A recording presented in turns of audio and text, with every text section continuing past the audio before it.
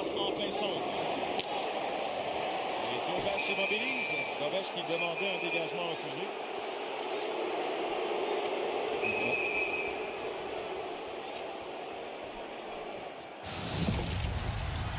Instacart. Téléchargez l'appli et recevez votre bouffe pour le match en aussi peu que 60 minutes. Oui, eh bien, ça, c'est la dernière chance de la part de Hudson. Un bon mouvement de rondelle, présence au filet, une rondelle qui glisse tout juste à la droite du gardien de but, Vasilevski. Et là, ça, c'est la situation de 2 contre 1. Ça a été un très bel arrêt de la part de Dobesch. Regarde sur la patinoire, là, je vois Sabourin. Il reste 2 minutes au match. Et il a joué 2 minutes depuis le début du match. C'est ce que je veux mentionner. Il reste 4 minutes à rencontre. Bon, est-ce que les Canadiens peuvent en profiter? On avait vu Sabourin en fin de troisième et en prolongation dans le match numéro 2 et Tampa avait gagné. Alors Sabourin avec Girgensons et Perry. Les Canadiens répliquent avec le trio de Dano. Struble. Oh, il y a un bon coup d'épaule de Struble sur Sabourin. Jacky très fort sur Perry qui conserve la rondelle qui s'en va de l'autre côté. Evans entraîné contre la rampe par Lindbergh. Struble malmène Sabourin. Là, Perry est tombé. Il a été frappé par Jacky. On remet derrière le tir de Sabourin. Là, c'est Strio qui domine. Là. On remet devant. Et la rondelle déviée au disque. Il y a mêlé. La rondelle dans le demi-cercle. Et là, bing bang. On frappe tout ce qui bouge. Tout le monde tombe. Et là, Jacky a maille à partir avec un rival. Il y a Dano avec Girgensons. Attention, Anderson Sabourin. Et c'est Sabourin qui ne voulait pas y aller. Et là, Dano, c'est avec Girgensons. Les deux gardent leurs gants. Il y a l'officiel Peter McDougall qui est là. Alors, tout ça s'est amorcé après que la rondelle eut été bloquée de façon in extremis par le gardien Dobesch. Sabourin qui avait les 2 bras dans les airs était certain qu'il y avait un but là-dessus.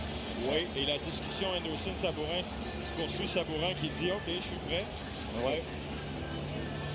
Mais ce trio, oui. Ça n'a pas brassé du match. On embarque ce trio de la part du Lightning. On a fait un excellent travail en territoire offensif. Là, Struble va voir Sabourin. Oui, ces deux-là se sont échangés quelques coups. Et pourquoi que Sabourin avait les bras dans les airs, c'est que cette rondelle a été dirigée vers le filet. Elle frappe un patin. Heureusement, Dobesch était très alerte. Regardez, elle frappe Jacky. Elle revient sur Dobesch qui réalise l'arrêt et par la suite doit se protéger.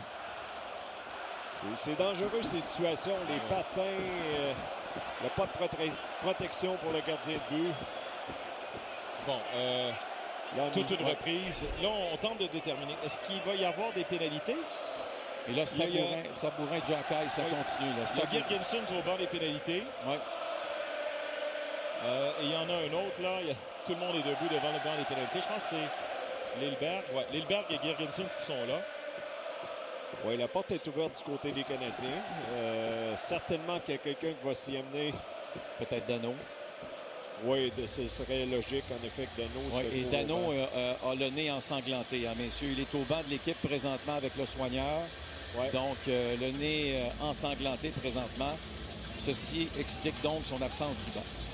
Les mises en jeu à l'extérieur, bien entendu, car les défenseurs sont descendus dans l'action du côté du Lightning de Tampa Bay. Et là, Eagle qui nargue Struble. Ça, c'est... Là, on dirait que le match, un autre genre de match vient de partir. Ouais. Et on n'avait pas vu ça du tout dans ce match ce soir. Et Eagle qui regarde derrière le chandail de Struble pour voir quel est son nom. Tiens. Ouais, ben ça, c'est Austin Matthews qui avait fait ça avec Scott Sabourin. Justement. Elle était très bonne, cette blague, à l'époque.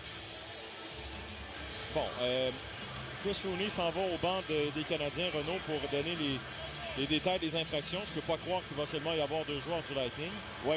Non, ça c'est certain, mais là, est-ce qu'il va y avoir un avantage numérique aux Canadiens? Ça, c'est la question qu'on doit se poser présentement au tableau indicateur. On n'a pas d'avantage numérique au tricolore. Puis là, je regardais, la mise en jeu va être dans le territoire du Canadien. Je voyais l'officiel qui est descendu très bas, Hudson qui est allé voir juste pour s'assurer. Bon, ici au tableau indicateur, là, il n'y a rien annoncé. Non. Ouais. Là, il y a du sang derrière le filet. Je ne sais pas si on va procéder. On ne fera rien de tout ça. Et là, Philippe Danault, d'après moi, va être obligé de retraiter au vestiaire ou pour régler ça. En tout cas, Jim Ramsey est au banc et va s'occuper de lui. Là. Il y a une coupure quand même assez profonde au nez. Là. C'est ça. Et on me souffle à l'oreille que le bâton de Dano serait au banc des pénalités, ce qui confirme ce que tu as avancé, Renaud. Ouais. Ces deux joueurs-là ont visiblement mérité qu'on les je reviens à ton point, Patrick. Là, ça va être mis en jeu à la droite de Jobash. Oui, puis on va Il y a faire 5. le ménage. Là. Ouais. Mais les défenseurs avaient quand même pris leur position du côté du Lightning, généralement, non?